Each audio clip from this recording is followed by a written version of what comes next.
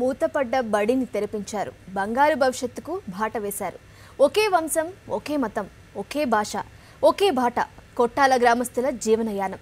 ఊరంతా డైరీలే, పాడి పశువులతో కళకళ. ఇలాంటి కథనాలు అనగనగా ఒక ఊర్లోకి స్వాగతం.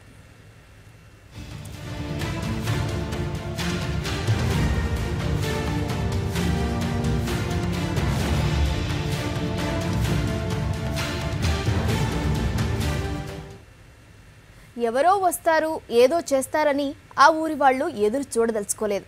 మేనమేషాలు లెక్క పెట్టుకుంటూ కూర్చుంటే పుణ్యకాలం దాటిపోతుందని భావించారు. అభివృద్ధికి ఆమడ దూరంలో ఉన్న ఊరిని బాగు చేసుకోవడానికి నిశ్చయించుకొని గ్రామాభివృద్ధి కమిటీలు ఏర్పరచుకున్నారు. అందులో ఒక కమిటీ విద్యా కమిటీ. దాని ద్వారా వారు సాధించిన ఓ విజయాన్ని ఇప్పుడు చూద్దాం. ఎప్పుడో అప్పుడు నడవరా ముందుగా అటో ఇటో ఎటో వైపు, అటో ఇటో ఎటో వైపు.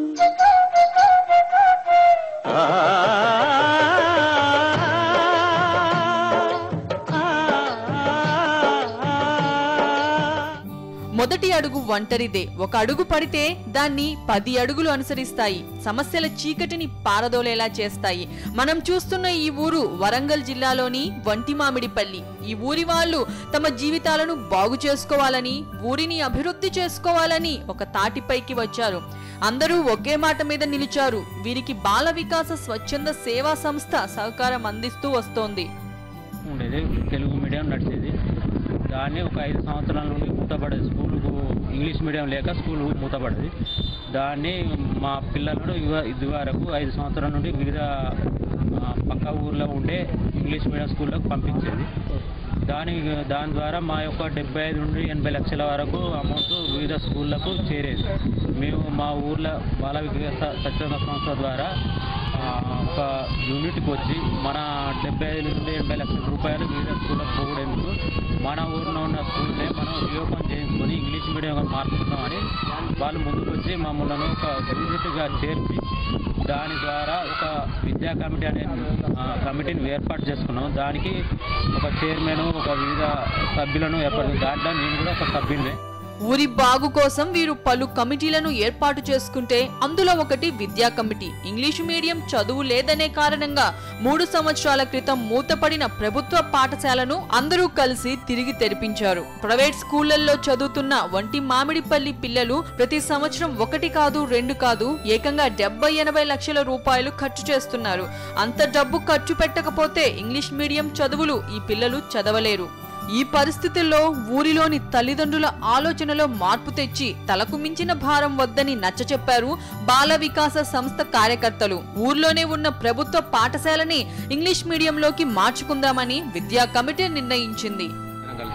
కలిసికట్టుగా దీన్ని ఇంటింటికి తిరిగి మనం ప్రైవేట్ స్కూళ్ళలో చుట్టుపక్కల ఏకశిల, ట్రినిటీ, విజ్డమ్, పాత్ ఫైండర్ మొదలగు ఈ ప్రైవేటు యజమాని కార్పొరేట్ స్కూళ్ళల్లో పేమెంటు తల్లిదండ్రులకు వచ్చేసి ఒక పిల్లగానికి వచ్చేసి 15-20 వేల నుండి 50 వేల వరకు ఫీజులు పేమెంట్ చేయడం వల్ల టోటల్గా మా విలేజ్ నుంచి అని 70-80 ల్యాక్స్ పేమెంట్ చేయడం జరుగుతుంది.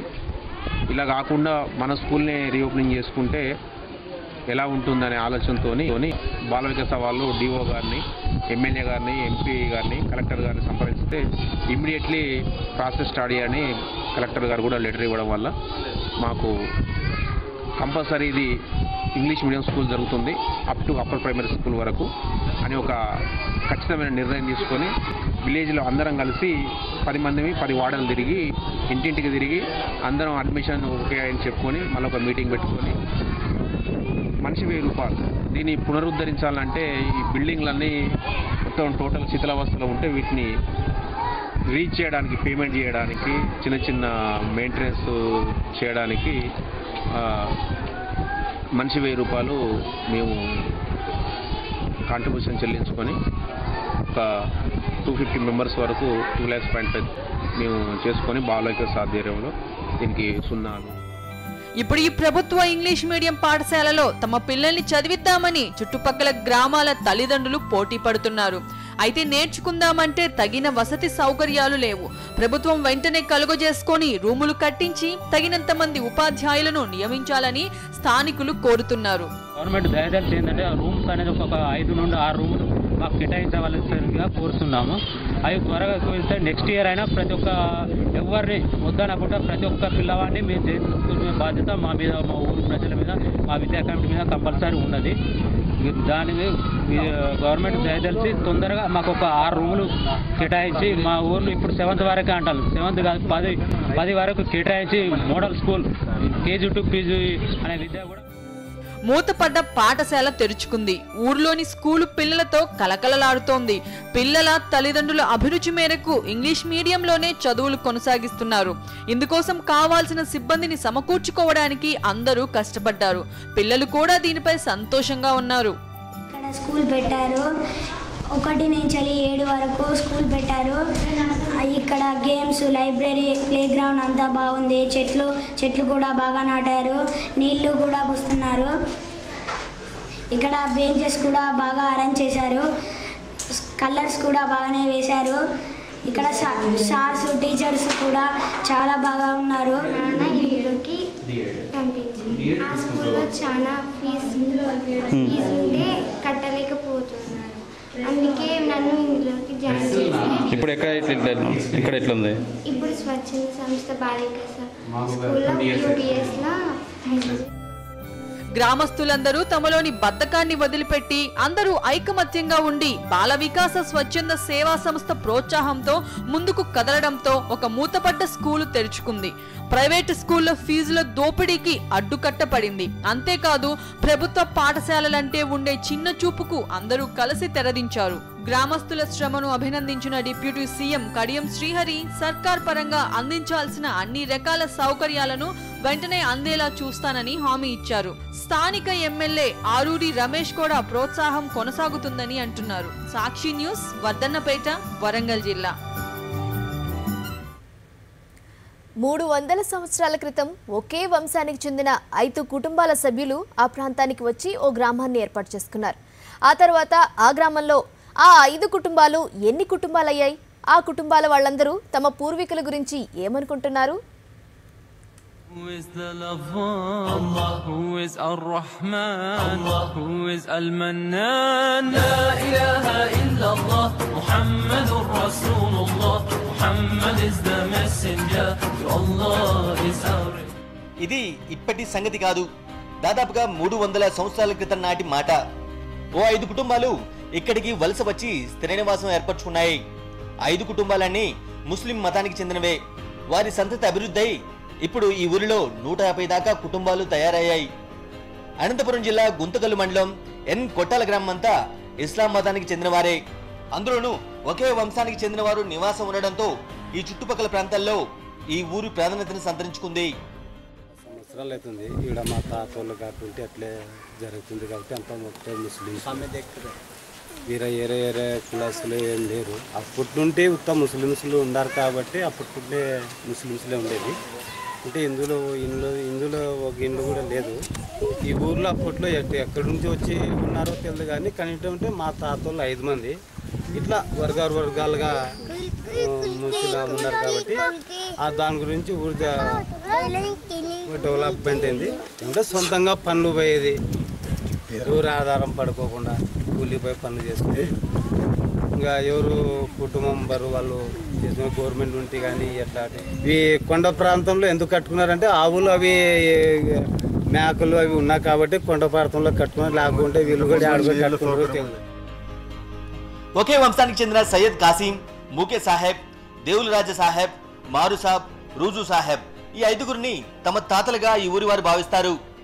ఆ 5గురు తాతలు సంతతి అయినా ఈ ఊరి వారంతా ఎలాంటి పొరపచ్చలు లేకుండా అంతా ఒకే బాట మీద నిలబడి జీవనయానం సాగిస్తున్నారు. వీరంతా తమలో తాము ఉర్దూ భాషలో మాట్లాడుకున్నప్పటికీ తెలుగు భాషలోనూ విద్యాభ్యాసం చేస్తారు. మొత్తము అంత ముస్లిం ఉండేది ఇక్కడ అంత బీద పరిస్థితి. 150 ఇళ్ళు ఉండే అంత బీద పరిస్థితి. అంతా ఎవరు లేంత ఒకటే కులం ఉండేది ఇక్కడ. అంత మొత్తం 150 ఇళ్ళు ఉంటాయి ఇక్కడ. అంత ఒకటే కులం ఇక్కడ ఉండేది.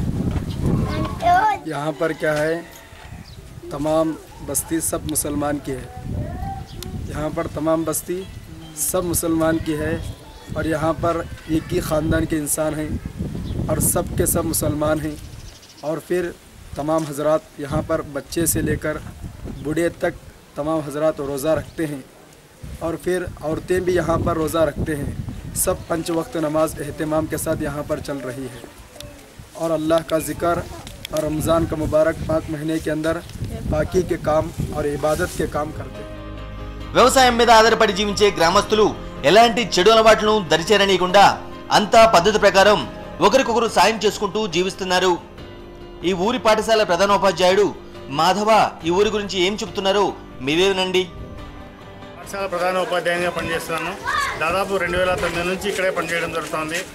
ఈ గ్రామంలో కేవలం ఒకే మతానికి సంబంధించిన వారు ఉండడం వల్ల భాషా బోధనలో ఇబ్బందులు ఉన్నప్పటికీ మేము ప్రత్యేక బోధనాపకరణల ద్వారా ఉపకరణాల ద్వారా కష్టతరంగా ఉంది. ఎందుకంటే కేవలం వీళ్ళు మాట్లాడే కేవలం ముస్లిమ్స్ కావడం వల్ల వాళ్ళు ఉర్దూ భాష మాట్లాడుకోవడం వల్ల తెలుగు సులభంగా నేర్పించలేకపోతున్నాము. అయినప్పటికీ విద్యార్థులకి కష్టతరమైన బోధనలు అయినప్పటికీ కూడా మేము ప్రత్యేక బోధనా ఉపకరణాలు ఉపయోగించి వీళ్ళు సులభతరంలో బోధనకు కృషి చేస్తున్నాం.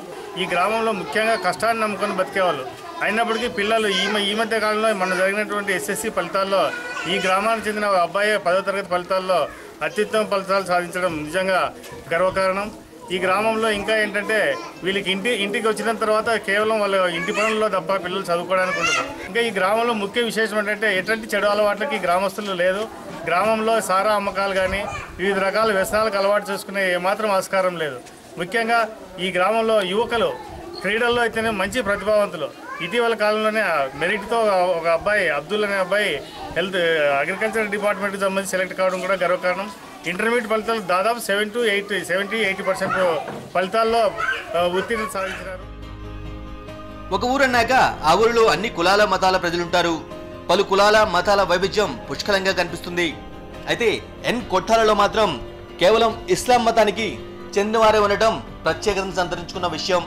ఈ ఊరి వారంతా ఎలాంటి పొరపచ్చలు లేకుండా అంతా ఒకే మాట మీద నిలిచి ఒకే కుటుంబం నుంచి వచ్చిన వారమనే విషయాన్ని ఏనాడు మర్చిపోకుండా ఆ బంధాలను అనుబంధాలను కొనసాగించడం పట్ల పక్క గ్రామాల ప్రజలు కూడా సంతోషాన్ని వ్యక్తం చేస్తున్నారు.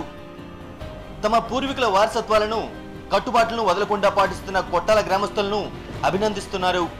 300 సంవత్సరాల కింద ఈ ముండాకల కోట గ్రామానికి 5 కుటుంబాలు వచ్చినట్టు పెద్దలు చెప్తూ ఉంటారు. మరి ఈ యొక్క గ్రామం గుంతకల్ నియోజకవర్గంలో ఉండడం మాకందరికీ చాలా సంతోషకరమైన విషయం. ఎందుకంటే ఈ గ్రామం ఏర్పడినప్పటి నుంచి ఈ రోజు వరకు కేవలం మైనారిటీస్ మాత్రమే ఈ గ్రామంలో ఉంటూ మరి ఒక ప్రత్యేక ఆకర్షణగా నిలిచిందనడంలో ఎటువంటి సందేహం లేదు. ఇక్కడ మైనారిటీ సాంప్రదాయాలకు కానీ ఎటువంటి రంజాన్ పీరియడ్లో రోజా కార్యక్రమాలు అయితేనేమి నమాజ్ కార్యక్రమాలు అయితేనేమి ప్రతి ఒక్కటి కూడా అందరూ ఒక్క మాటపై ఉండి మరి అన్ని విధాలు అన్ని పండగలు కార్యక్రమాలు కూడా కలిసిమెలిసి జీవనోపాధి చేయడం అనేది చాలా విచిత్రమైన విషయం. ఇటువంటి గ్రామాలు మనం చాలా ఒకే వంశానికి చెందిన కొట్టాల ముస్లింలు ఒకే ఊర్లో వేరువేరు కుటుంబాలుగా ఉన్నప్పటికీ అంతా ఒకే కుటుంబమే అన్నట్టుగా జీవిస్తున్నారు. విడిగా ఉన్నా కలివిడిగా ఉంటున్నారు. తమ పూర్వీకులైన 5 తాతలు తమకు ఇచ్చిన వారసత్వ విలువలను కాపాడుకుంటూ ముందుకు సాగుతున్నారు. చాలా కుటుంబాలు పేదరికం అంచున ఉన్నాయని ప్రభుత్వం వైపు నుంచి సాయం కావాలని వీరు సర్కారును కోరుతున్నారు. తిమ్మప్పగౌడ్, సాక్షి న్యూస్, గుంతకల్లు, అనంతపురం జిల్లా. అది సముద్ర మట్టానికి 1500 అడుగుల ఎత్తులో ఉన్న పట్టణం. వేసవిలోనూ 32 డిగ్రీలకు మించని ఎండలు. పాడి పశువులకు ఆ వాతావరణం అనుకూలంగా ఉండటంతో దాన్ని తమకు అనుకూలంగా మలుచుకున్నారు అక్కడి రైతులు. ప్రతి రైతు పాడి పశువులకు ప్రాధాన్యతనివ్వడంతో ఇప్పుడు ఆ పట్టణం మిల్క్ సిటీగా పేరు సంపాదించుకుంది.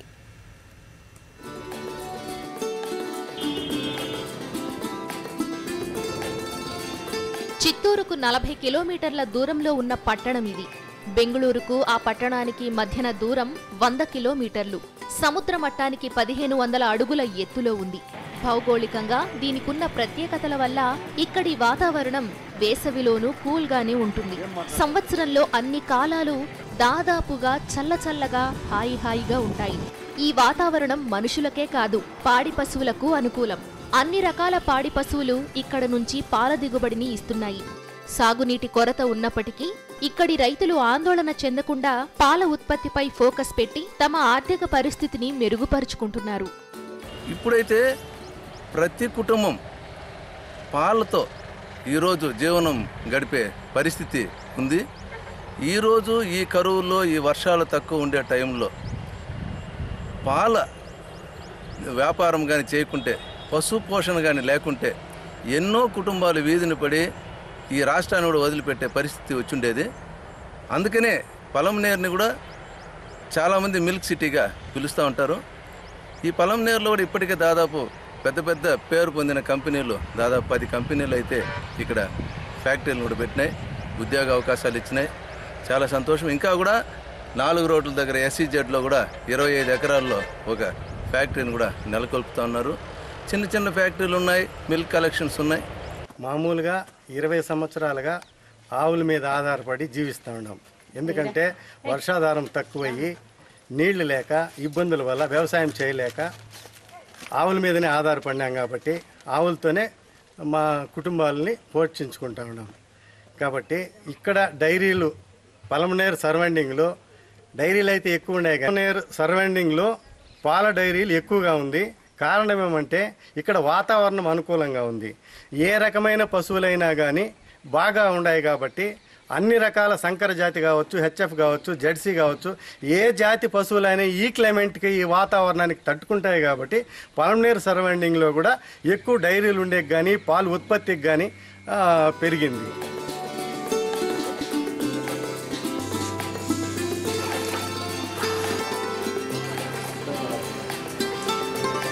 ఇక్కడ వర్షపాతం గతంలో 960 mm వరకు ఉండేది. కానీ ఈ మధ్యకాలంలో ఇది 500 mmకు మించడం లేదు. దీనివల్ల వర్షాభావ పరిస్థితులు ఏర్పడి సాగునీటి కొరత వల్ల వ్యవసాయం ఆశించిన స్థాయిలో ముందుకు సాగడం లేదు. దాంతో చాలా మంది రైతులు పంటలను మాత్రమే నమ్ముకోకుండా పాడి పశువులపై ఆధారపడ్డారు. అంతేకాదు చాలా డైరీలు ఇక్కడ తమ విభాగాలను నెలకొల్పడంతో ప్రతి ఇంటా పాల ఉత్పత్తి అధికంగా కొనసాగుతూ ఉపాధికి ఎలాంటి ఢోకా లేకుండా చేస్తోంది.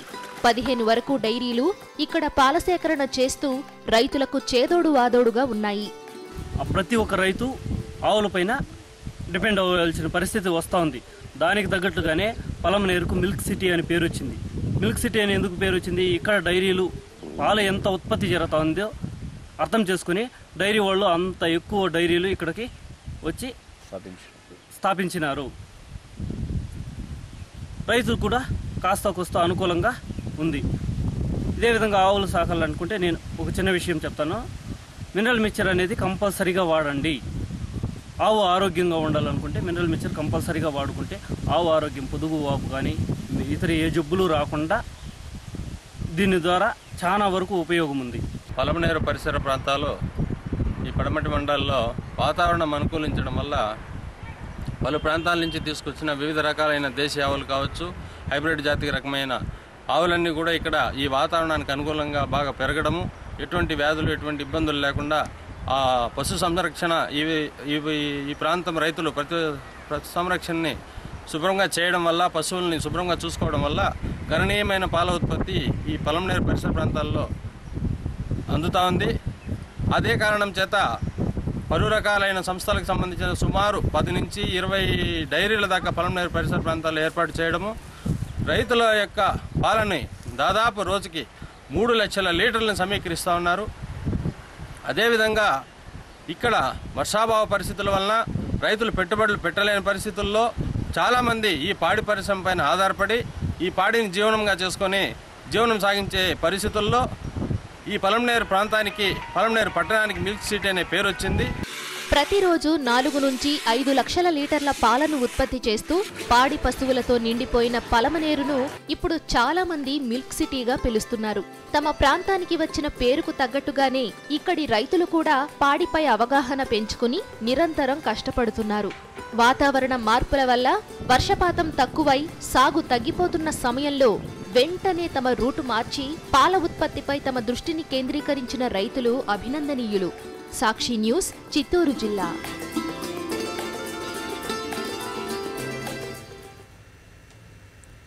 ఇది ఇవాల్టి అనగనగా ఒక ఊరు. Stay tune to Sakshi TV.